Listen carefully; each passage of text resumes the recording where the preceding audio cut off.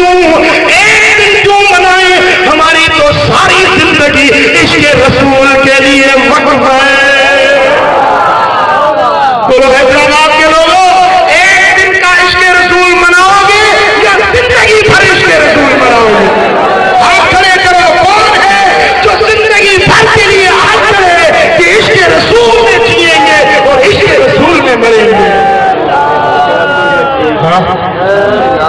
پھر جو بے ادب ہے، جو گستاخ ہے، جو ختم نبوت کے گستاخ ہیں، جو میرے آقا کے ختم نبوت کے منکر ہیں، جس طرح ہمارے قائد، ہمارے رہبر و رہنما حضرت نورانی رحمت اللہ علیہ نے جس طرح ان کو غیر مسلم اقلیت قرار دے کر دنیا میں رسوا کیا تھا، ہم بھی ان کے پیروکار ہو کر اعلان کرتے ہیں کہ ہم قبلہ نورانی کی اس تعلیمات پر جیتے دم تک عمل کرتے رہیں گے،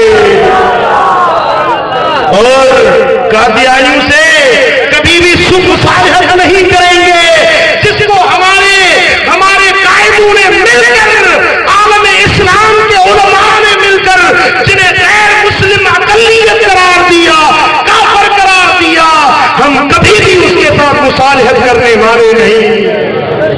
آج بڑے ایک منظم انداز سے قادیانی پھیل رہے ہیں، کتنے ٹی وی کے چینل ان کے چل رہے ہیں، یہ سارا فتنہ ہے۔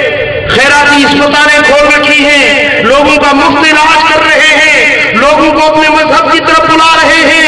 یہ کوئی مذہب نہیں، یہ تو گمراہی ہے۔ بولو یہ گمراہی ہے، یہ ضلالت ہے۔ کبھی بھی ان کا ساتھ نہیں دینا، جو سادہ لوگوں کو پھنسا رہے ہیں، ان کو باخبر کرو کہ قادیانی کبھی مسلمان نہیں ہو سکتا، ان کے گرجے عبادت خانے کو مسجد کا نام نہیں دیا جا سکتا، وہ کبھی بھی علل اعلان اذان نہیں دے سکتے، لاؤڈ پر اذان نہیں دے سکتے، یہ تو قانون پاس ہو چکا ہے، پھر کس طرح وہ مسلمان ہو سکتے ہیں؟ عزیزان گرامی، تو ان کی ان حرکتوں کو دیکھیے، جو باشعور لوگ ہیں کڑی نظر رکھیے، ان گستاخوں پر، ان بے ادبوں پر کڑی نگاہ رکھیے، جو آقا کائنات کے ختم نبوت کے منکر ہیں، ہم ان سے بھی اعلان جنگ کرتے ہیں۔ یہ یہودیوں کے ایجنٹ ہیں، یہ نصاروں کے پٹھو ہیں، یہ ان کے ٹکڑوں پہ پلنے والے ہیں، یہ اپنے آقاؤں کا ٹکڑا مناتے ہیں، ہم مدینے والے آقا کے ٹکڑوں پہ پلنے والے ہیں، پھر ہم کیوں نہ وہ ٹکڑے منائیں گے اور سرکار کے قدموں پہ اپنی جانوں کو نشانور کر کے دکھائیں گے۔ اور یہ عقیدہ ہے جو علامہ شاہ احمد نورانی کا نہیں، یہ میرے دوستوں مولانا عبد العلیم صدیقی رحمت اللہ علیہ کا نہیں، یہ حضرت پیر مہر علی شاہ صاحب رحمت اللہ علیہ کا نہیں، جنہوں نے قادیانیت کے خلاف جنگ کی تھی، یہ ان ہمارے اکابرین کا عقیدہ نہیں، ارے یہ تو قرآن کا عقیدہ ہے کہ رب ذوالجلال نے فرمایا ما کان محمد ابا احد من رجالکم، میرے پیارے نبی محمد مصطفیٰ صلی اللہ علیہ وسلم تم میں سے کسی مردوں کے باپ نہیں، ولکن رسول اللہ وخاتم النبیین، یہ تو اللہ کے بھیجے ہوئے رسول ہیں اور سب نبیوں سے آخر میں آنے والے رسول، اور آقا دو جہاں کے پیٹھ مبارک پر دونوں کندھوں کے درمیان مہر نبوت لگی ہوئی، کیا روایت میں آتے ہیں، حضرت جابر بن سمرہ رضی اللہ تعالیٰ عنہ روایت فرماتے ہیں کہ ہر نبی جو بھی دنیا میں مبعوث ہو کر آیا، ہر نبی کو اللہ تعالیٰ نے دائیں ہاتھ پر مہر لگائی تھی نبوت، دائیں ہاتھ پر، لیکن جب ہمارے نبی آئے تو ان کو مہر نبوت پیٹھ پر دونوں کندھوں کے درمیان اللہ تعالیٰ نے مہر نبوت لگائی، اور یہ مہر ان کے خاتم النبیین ہونے کی مہر تھی۔ سبحان اللہ۔ سیرت نگار کہتے ہیں کہ اور نبیوں کو ہاتھوں پر مہر اور حضور کو پیٹھ پر مہر، اس میں کیا فرق ہے؟ یہ کیوں؟ یہ تفریق کیوں کی گئی؟ تو علامہ سہیلی جو بڑے سیرت نگار اور متقدمین میں سے ہیں وہ فرماتے ہیں کہ جس طرح کسی برتن میں مشک بھرتے ہیں جب وہ بھر جاتا ہے پھر اس پر مہر لگا دی جاتی ہے.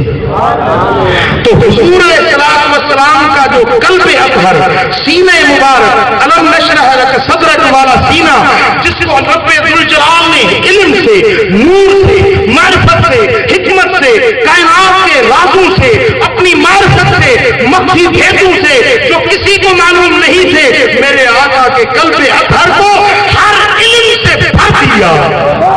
جب وہ قلب اطہر بھر گیا تو قلب کا رخ اس طرح ہوتا ہے جہاں پر مہر نبوت لگی تھی. جس طرح مشک کا پیالہ بھر جاتے ہیں شیشہ بھر کر اس پر مہر لگاتے ہیں میرے آقا کے قلب اطہر کو علم اور حکمت سے بھر کے رب ذوالجلال نے یہ مہر ختم نبوت کی لگا.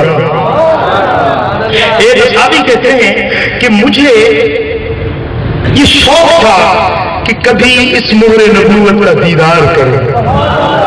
وہ فرماتے ہیں کہ ایک دن ایسے ہوا کہ میرے آقا نے مجھے اپنی سواری پر مجھے ساتھ بٹھا دیا.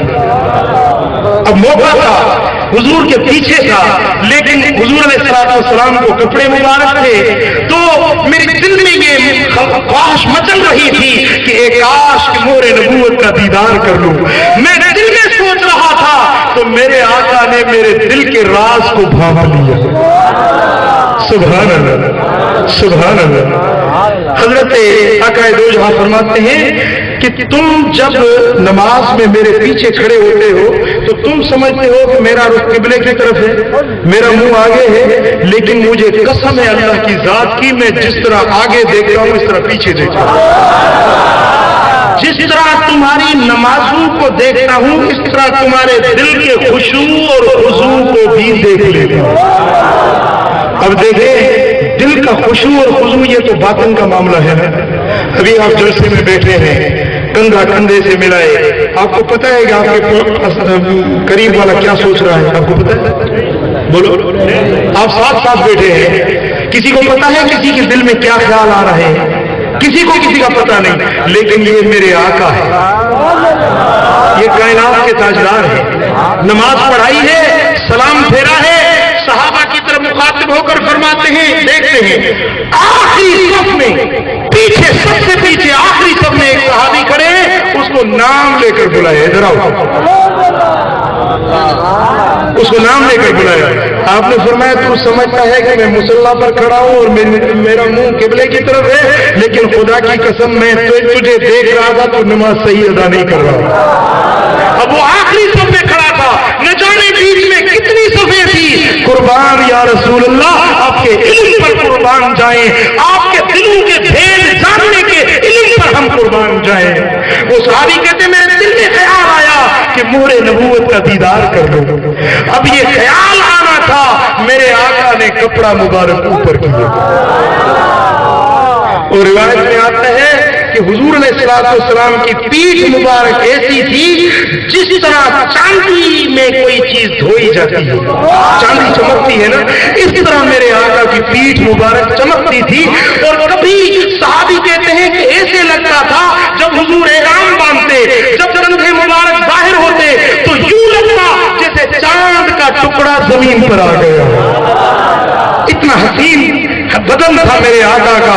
میرے دل میں خیال آیا حضور نے کپڑا مبارک اوپر کیا تو وہ مہر نبوت میں نے دیکھی وہ گوشت مبارک ابھرا ہوا تھا جس طرح کبوتر کا انڈا ہوتا ہے اس طرح ایک گوشت کا ٹکڑا ابھرا ہوا تھا اس پر لکھا ہوا تھا محمد الرسول اللہ. بولو کیا لکھا تھا محمد الرسول اللہ. یہ مہر نبوت. وہ صحابی کہتے ہیں جب میں نے دیکھا تو میں نے اپنا منہ ادھر کیا کہ اس کو چوم لوں. کہتے خدا کی عزت کی قسم میں نے آج تک کوئی مشک کوئی عنبر اتنا خوشبودار نہیں سوندھا جتنا اس مہر نبوت سے مشک سے زیادہ خوشبو آ رہی ہے. اور میرے آقا کے جسد اطہر سے ہر وقت خوشبو نکلتی تھی، جہاں بیٹھتے تھے وہ جگہ خوشبودار ہو جایا کرتی تھی، جس گلی سے گزرتے تھے وہ گلی بھی خوشبودار ہو جاتی تھی، جس بستر پر بیٹھتے تھے وہ بستر بھی خوشبودار ہو جاتا تھا، اور جس کے ساتھ ہاتھ ملاتے تھے، مصافحہ کرتے تھے، 3 دن تک اس ہاتھ ملانے والے کے ہاتھ سے مشکی خوشبو نہیں جاتی۔ اور صحابہ کرام اپنے چھوٹے چھوٹے بچوں کو لاتے آقا دو جہاں کی خدمت پاک میں، تو حضور ان بچوں کو اٹھا لیتے، اپنے گود میں بٹھاتے، ان کے چہروں پر ہاتھ پھیرتے، شفقت کے ہاتھ پھیرتے، پھر وہ بچے جب گھر جاتے تو ان کے گھر سارے خوشبودار ہو جاتے۔ وہ ان کی مائیں کہتی کہ میرا بیٹا آج تو محمد عربی کی گود سے آ کر آیا ہے کہ اس کے بدن سے حضور کی خوشبو آ رہی ہے۔ سبحان اللہ۔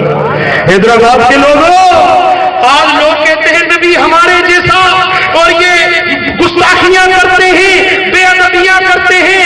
ارے میرے آقا کا مثل کوئی دکھاؤ تو صحیح پوری کائنات میں۔ حضرت براء بن عازب کہتے ہیں کہ حضور علیہ السلام جب رات کی اندھیری میں حضور آتے تو چہرہ یوں چمکتا کہ اندھیرے گھر روشن ہو جاتے۔ جب حضور ہنستے،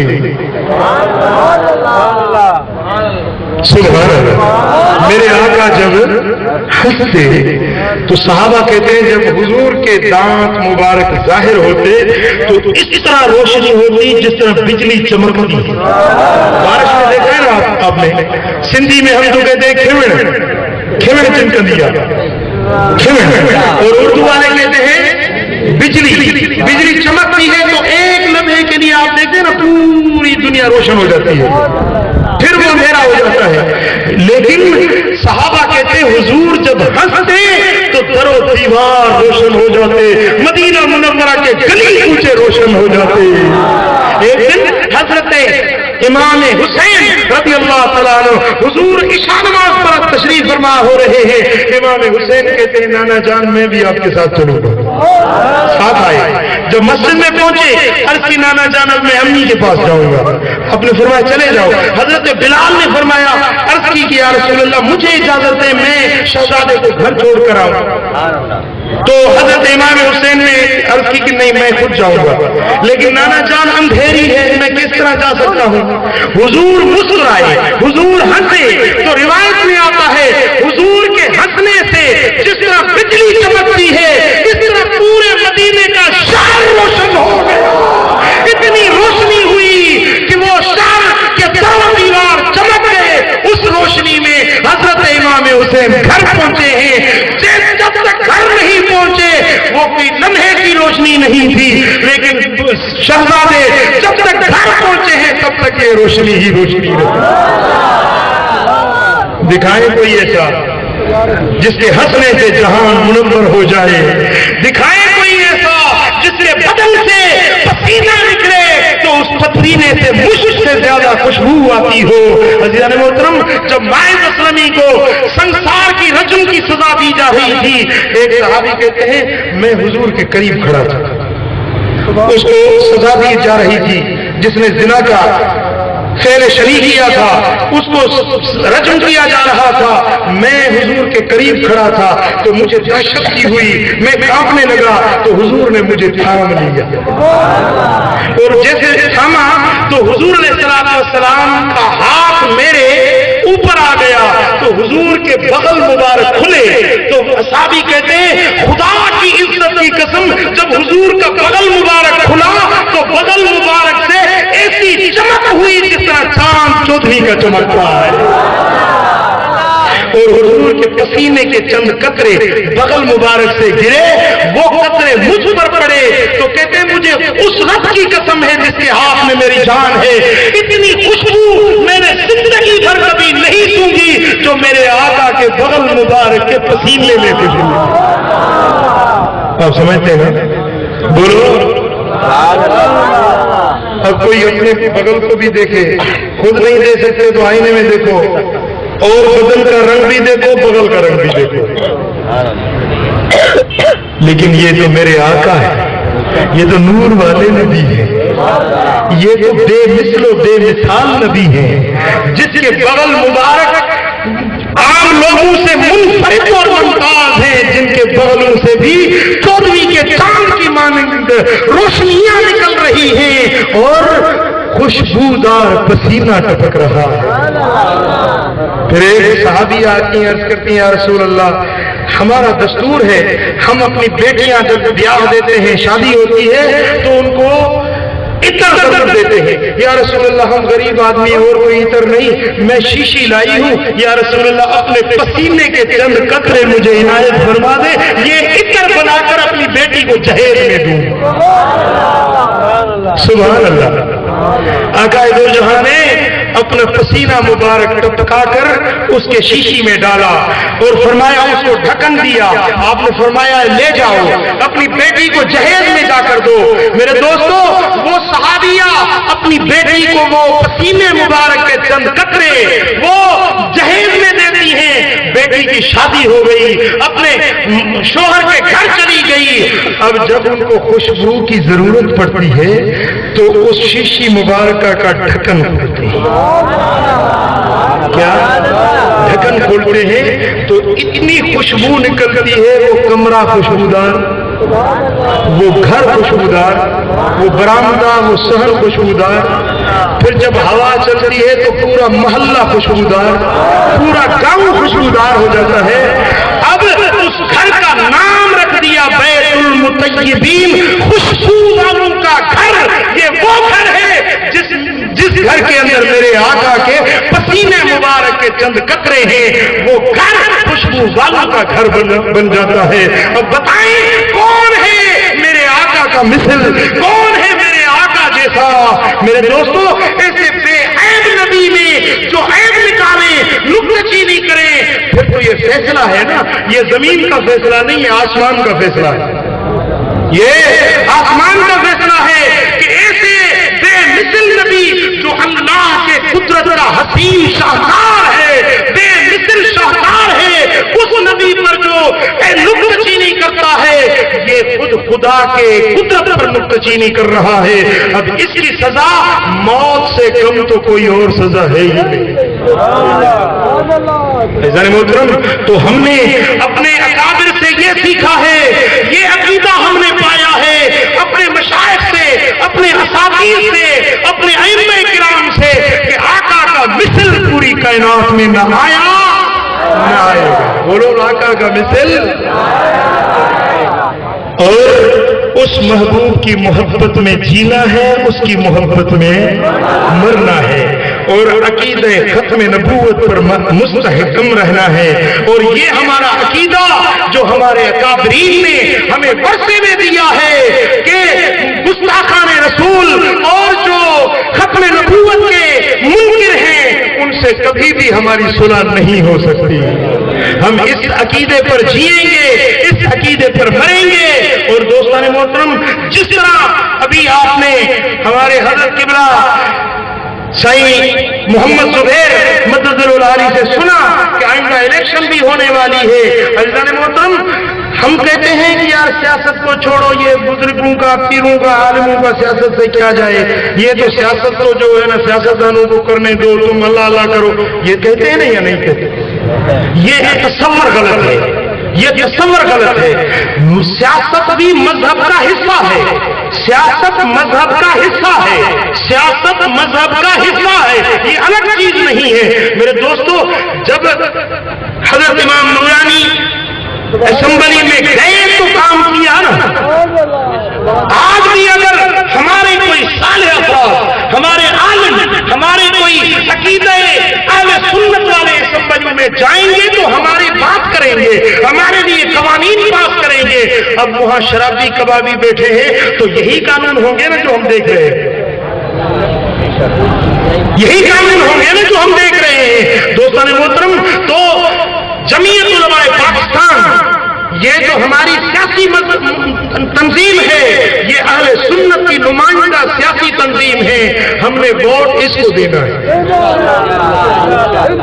JUP کو، جمعیت علماء پاکستان کو ووٹ دینا ہے۔ اور دوستو اس میں ہم جو ہے نا مذہب اور یہ بات بیچ میں ڈال کر پہلو کہیں کر جاتے ہیں. نہیں، ہمارا جو مذہب ہے وہ ہمیں یہی بات سکھاتا ہے کہ اقتدار صالح لوگوں کے ہاتھوں میں ہوگا، اچھے لوگوں کے ہاتھوں میں اقتدار ہوگا تو انشاءاللہ اچھائی ہوگی. اور انشاءاللہ یہ ہمارے قبلہ نورانی رحمت اللہ علیہ کا خواب تھا کہ پاکستان میں انشاءاللہ وہ دن آئے گا، نظام مصطفی آئے گا، اسلامی نظام آئے گا، آقا کا نظام آئے گا. یہ ساری نحوستیں جو آج ہم دیکھ رہے ہیں، یہ مہنگائی ہے، یہ بے روزگاری ہے، یہ افلاس ہے، لوگوں کا جینا تو گھر ہو گیا ہے. ان ساری چیزوں کا علاج یہ ہے کہ اسمبلیوں میں ہمارے افراد آئیں جو یا رسول اللہ کہنے والے ہوں، جو یا رسول اللہ کہنے والے ہوں. اگر وہ آئیں گے تو انشاءاللہ ہمارے عقیدہ ختم نبوت کا بھی تحفظ ہوگا، ناموس رسالت کا بھی تحفظ یہی لوگ کریں گے. جب سارے لوگ آئیں گے تو میرے دوستو میں آپ سے یہ گزارش کرتا ہوں، یہ التماس کرتا ہوں کہ اپنے اکابر سے جڑے رہو اور اللہ والوں کے ساتھ نسبت رکھو، اللہ کے ولیوں صالحوں، اللہ کے دوستوں، اللہ کے پیارے لوگوں سے محبت رکھو، ان کی صحبتوں میں بیٹھو اور میرے آقا کے سچے غلام بن جاؤ. اور آپ کی تصویر یہ بتائے کہ یہ غلام مصطفیٰ آ رہا ہے، آپ کو دیکھ کر لوگ یہ کہیں کہ یہ میرے آقا کے در کا غلام آ رہا ہے. آپ کی صورت، آپ کی سیرت، آپ کا اٹھنا بیٹھنا، آپ کی چال چلن، آپ کا کردار، آپ کا جو معاشی معاملات ہیں یا ظاہری معاملات ہیں یا باطنی معاملات ہیں وہ اس طرح کے ہو جس طرح حضور کے غلاموں کے ہوتے ہیں. وہ غلامی تب ملتی ہے جب اللہ والوں کی صحبت میں بیٹھے. اللہ والوں کی صحبت میں بیٹھنے سے اللہ کے حبیب کے در کی غلامی نصیب ہوتی ہے اور اتباع سنت نصیب ہوتا ہے اور دونوں جہاں کی بھلائی نصیب ہو جاتی ہے. اللہ تعالیٰ میرا کہنا، ہم سب کا سننا اپنی بارگاہ میں قبول و منظور فرمائے. اللہ تعالیٰ ہم سب کو عمل کرنے کی توفیق عطا فرمائے. وما علینا الا البلاغ.